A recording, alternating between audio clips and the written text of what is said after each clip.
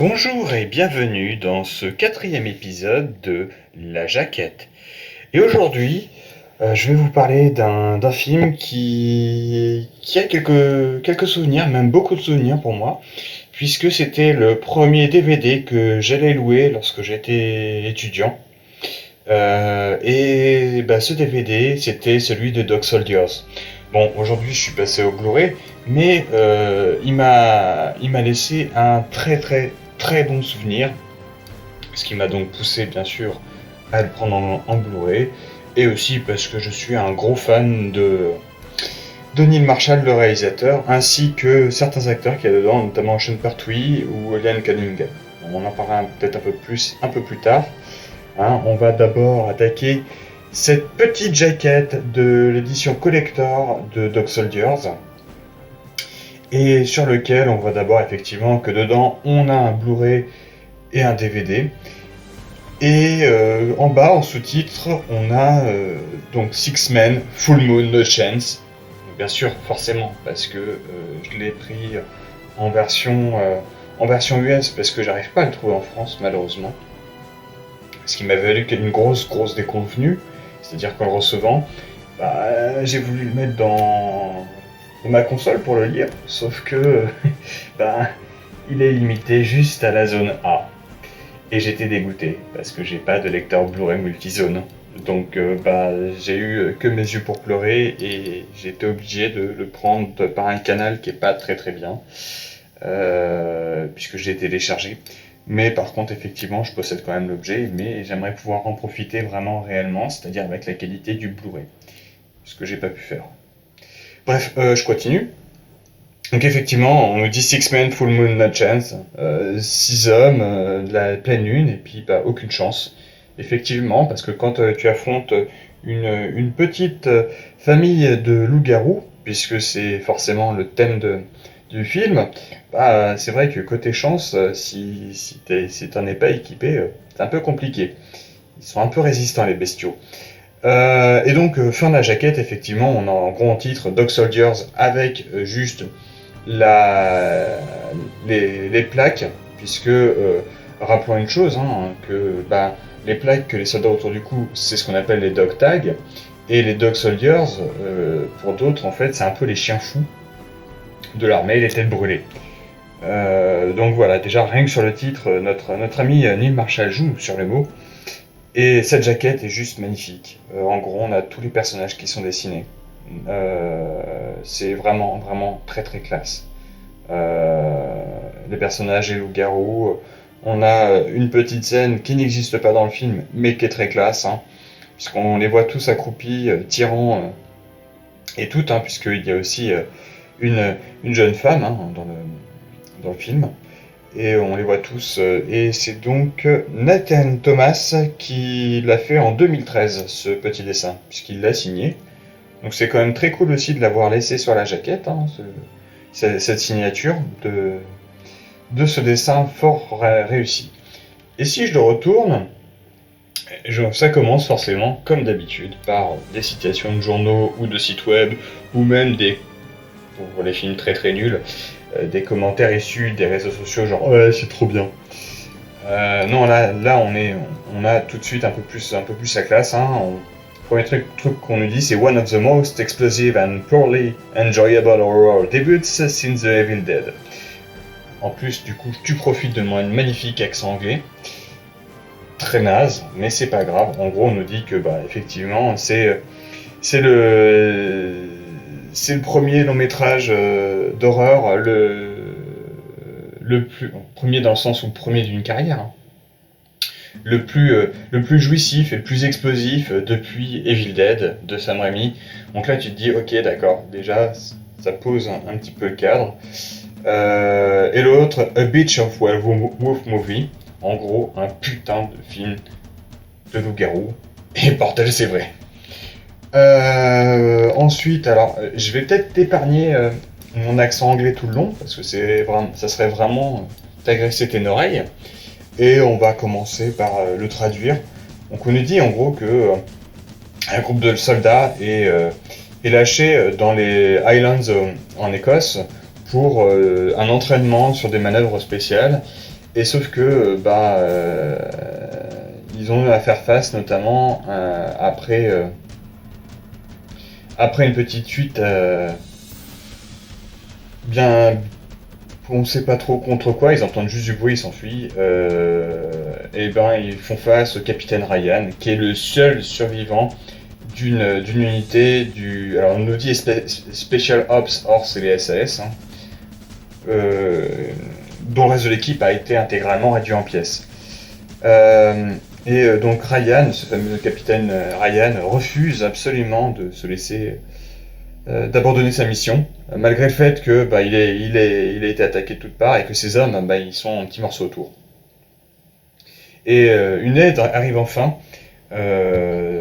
sous les traits d'une jeune fille qui habite à côté, qui les abrite dans une ferme désertée au fin fond de la forêt. Mais ils réalisent qu'ils sont entourés par une meute de loups avec du sang à la gueule. Et pour eux, le cauchemar ne fait que commencer. Et après, on nous dit effectivement que ça a été réalisé par Neil Marshall, qui est effectivement le réalisateur de The Descent, Doomsday, Centurion, d'un sacré paquet d'épisodes de Game of Thrones. On retrouve aussi l'acteur Kevin McKidd, qu'on a pu voir aussi dans Rome, dans la série Rome, donc série de la BBC, si mes souvenirs sont bons. Mais aussi dans d'autres films, hein. On peut par exemple citer Trainspotting, hein, par exemple. On retrouve donc Sean Pertwee qu'on a pu voir par exemple aussi dans Doomsday et dans Event Horizon. Emma Clisby, qu'on retrouve aussi dans Doomsday, et Liam Cunningham, qu'on retrouve dans Game of Thrones, notamment, mais pas que, en fait, hein, aussi dans Centurion, dans Sécurité rapprochée. Et ce qui nous fait, du coup, un petit panel d'acteurs fort sympathiques avec de vraies gueules, parce que on est à la frontière du film d'exploitation, sachant que le budget total de ce Dog Soldiers était seulement de 2,5 millions de livres sterling, ce qui nous fait grosso modo un peu plus de 3 millions de dollars. Donc tout petit budget, ça sent la débrouille. Mais c'est ça qui est bien en fait, c'est que c'est de la débrouille, donc à côté de ça, cette débrouille-là, elle produit généralement des résultats un peu qui font plaisir. On peut citer effectivement les deux premiers films de Peter Jackson, hein, que ça soit Branded, Bad Taste puis Branded, The Evil Dead. Les premiers Wes Craven étaient comme ça, 200% débrouille. Pareil pour John Carpenter. Enfin bon, voilà.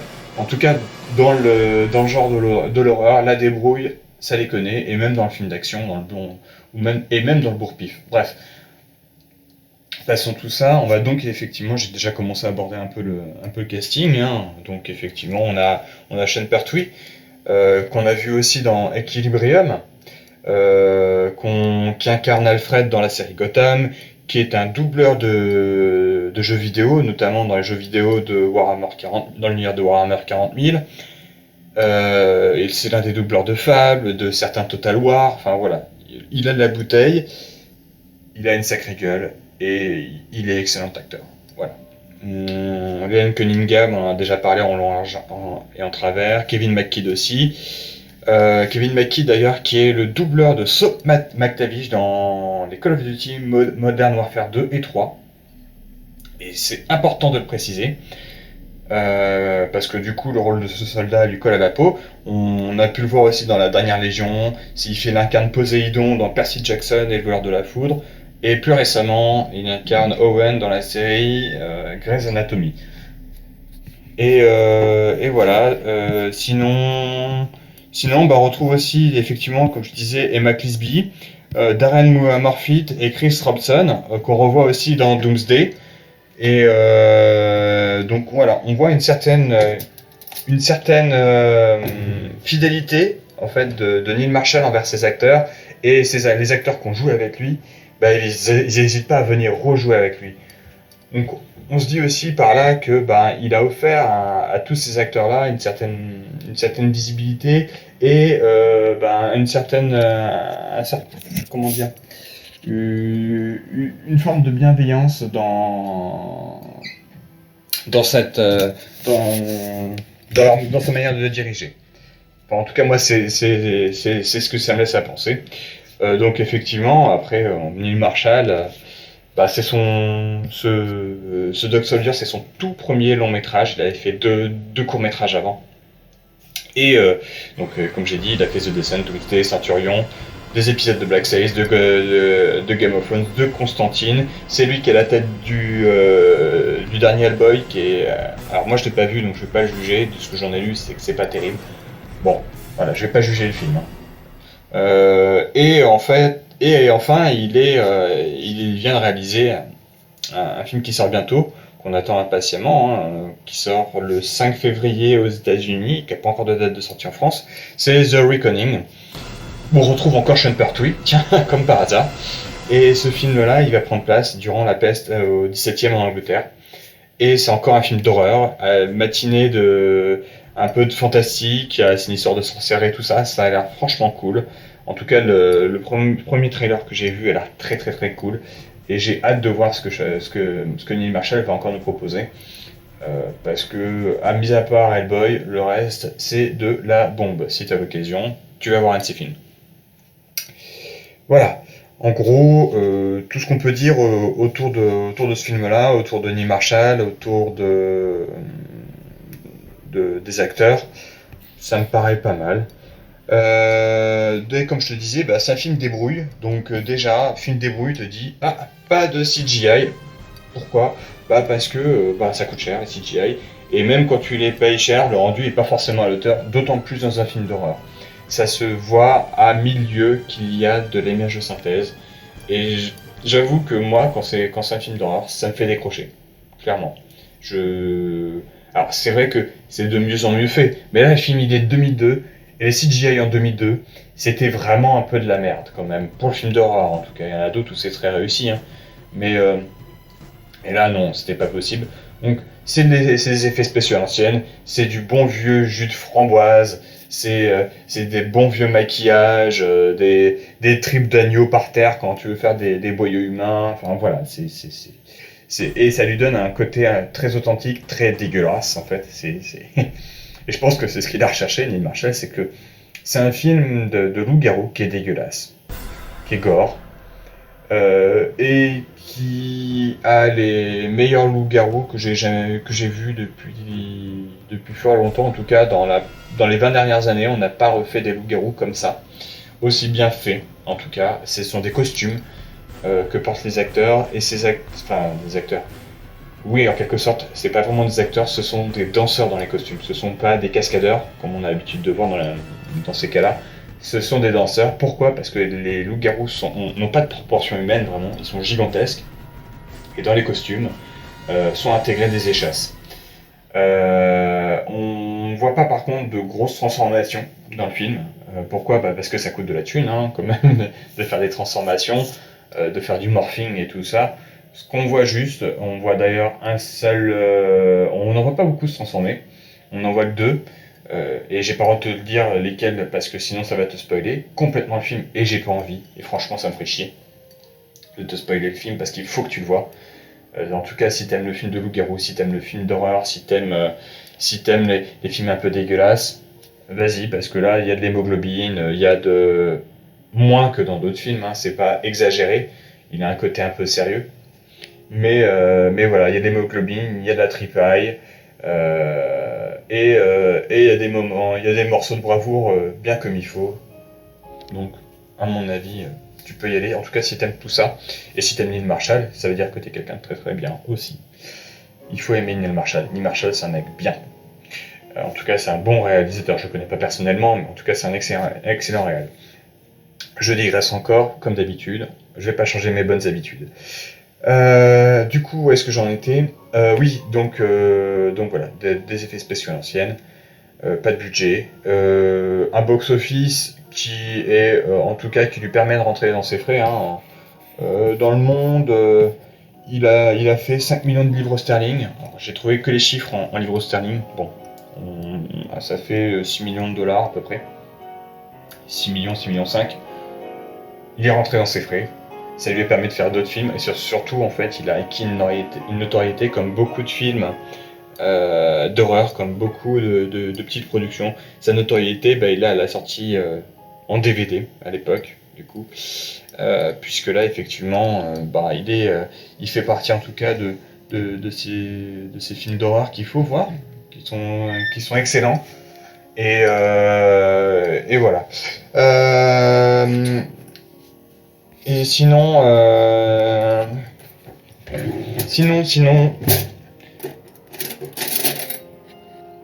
je suis désolé. Du coup, j'ai ma fille qui m'a interrompu en plein enregistrement. Du coup, t'as pu l'entendre, tu vois, c'est authentique, ça va pas être coupé au montage. Hein. On est sur du podcast amateur. On s'en fout en fait. On s'en fout dans le sens où tu peux entendre la vie chez moi parce que j'ai aussi une vie à côté. Après côté comment dire, dialogue, puisque les dialogues c'est aussi Neil Marshall qui les fait, le montage c'est aussi Neil Marshall qui le fait, et il a fait ces dialogues, ce montage aussi dans d'autres films, comme par exemple il a fait l'écriture du scénario et le montage pour The Descent. Et t'as vu le résultat, tu t'es jamais senti autant claustro que dans ce film-là. Il a fait le scénario, le montage de Doomsday. Pour ce film ultérieur, j'en suis pas sûr. Pour Centurion, je sais qu'il a écrit le scénario en effectivement s'inspirant de cette légende liée à la 9e Légion qui a disparu corps et âme dans l'équivalent de l'Écosse. Et d'ailleurs, Neil Marshall, il aime l'Écosse beaucoup trop. Beaucoup de ses films se passent en Écosse, donc Dog Soldiers. The Descent, je suis pas sûr. Par contre, Doomsday se passe dans une Écosse qui est en quarantaine, où on a laissé les Écossais un peu mourir dans leur coin, puisque il est un espèce de virus qui s'est répandu en Écosse, et du coup, ils ont tout fermé. Centurion se passe en Écosse aussi. Bon, c'est un coin qu'il a l'air de bien aimer ou de pas trop aimer, on sait pas trop, en fait. Voilà, et puis donc, effectivement, par rapport à ce scénario et ces dialogues, il a écrit quelques trucs assez sympas, hein, du genre en fait, donc t'as un moment dans le film, tu as donc les soldats qui se font poursuivre par ces loups-garous. Donc là, tu verras, je te spoile rien du tout. Hein. Ils arrivent dans la fameuse ferme, ils ferment la porte et là, ils sont tous épuisés et tout. Et tu as donc le personnage joué par Kevin McKidd, j'ai oublié son nom, qui s'adresse à l'un des soldats et dire va faire du thé, Terry, je pense qu'on en a tous besoin. Voilà, c'est typiquement britannique, boire du thé après un moment éprouvant reste l'une des solutions.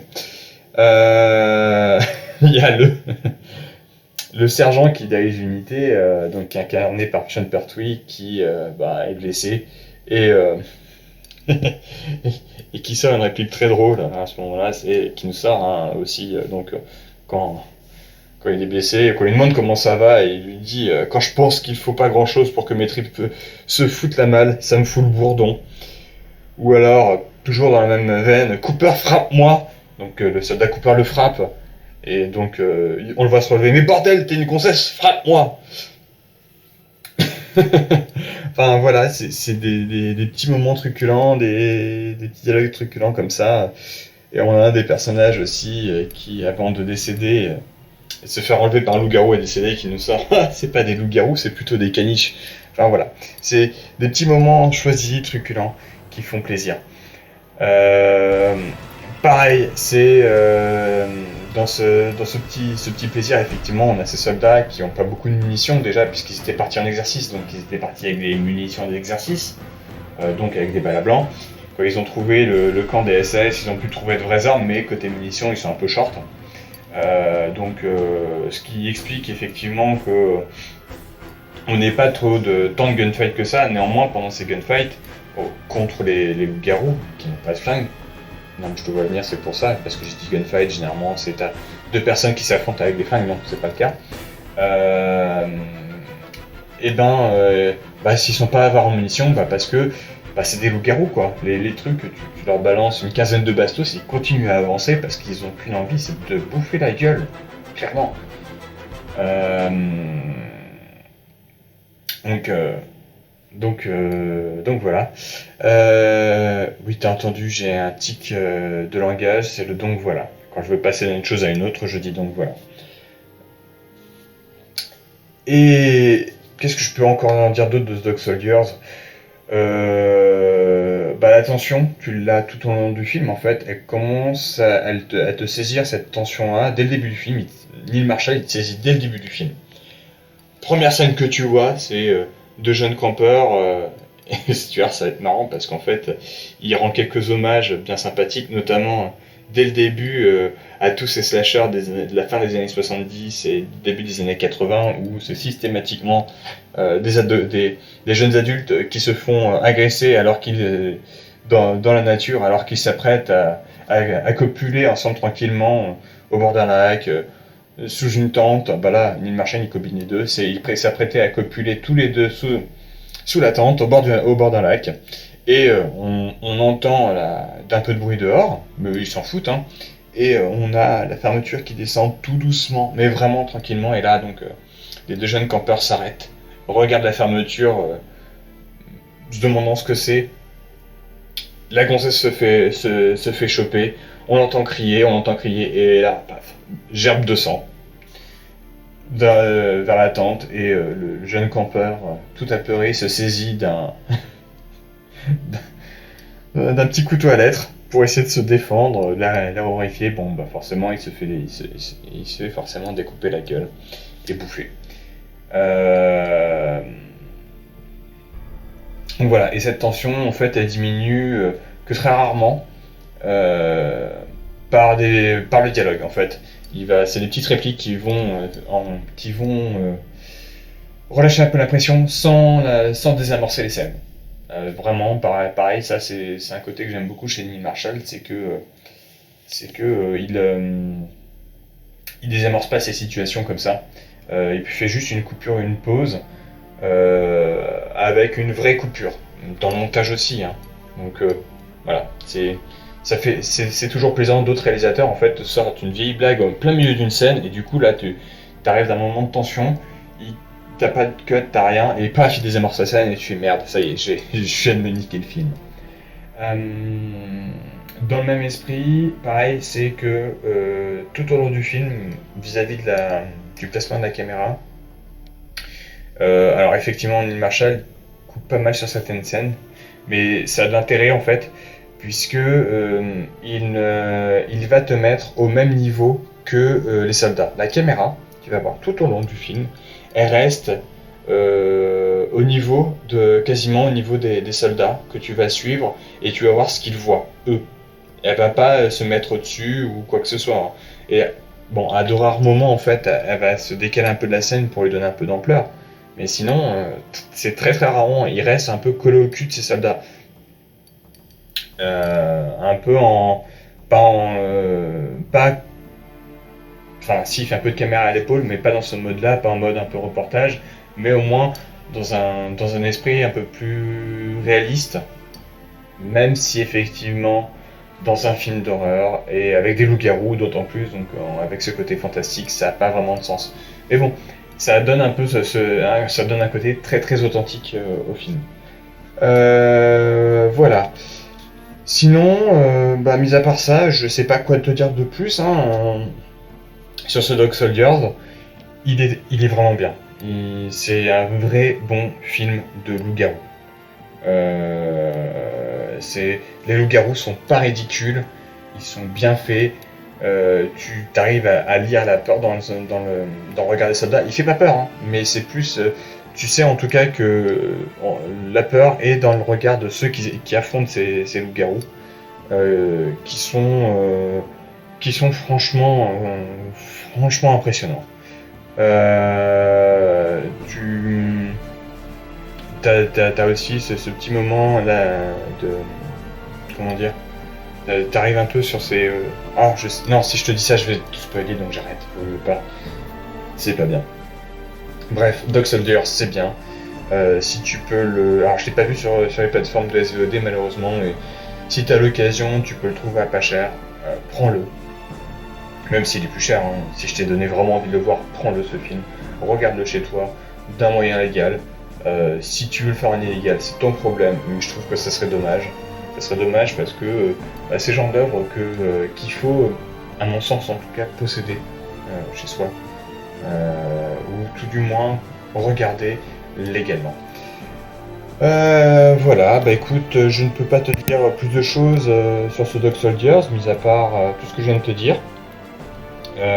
Et comme d'habitude, hein, si t'as aimé ce que je t'ai dit, tu me le dis. Si t'as pas aimé ce que je t'ai dit, tu me le dis aussi, ça ne me dérange pas, ça m'aide à m'améliorer sur mon super podcast amateur où t'entends ma fille débarquer dans la cuisine et qui sera pas coupé au montage parce que de toute façon, je coupe pas. C'est un principe. Si t'as envie que je te parle d'autres films, t'hésites pas à me le dire. Si t'as pas envie que je te parle d'autres choses, tu me le dis pas, ça sert à rien.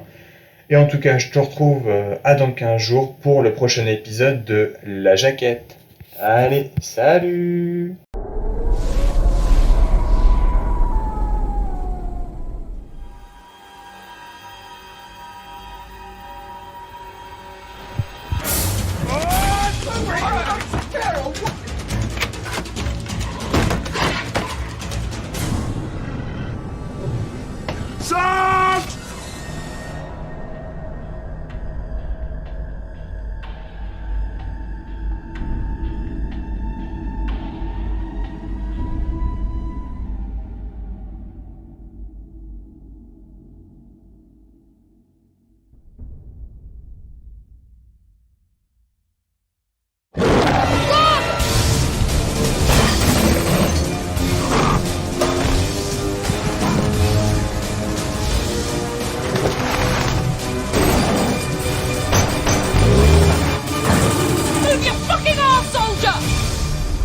I love it when a posh bear talks dirty.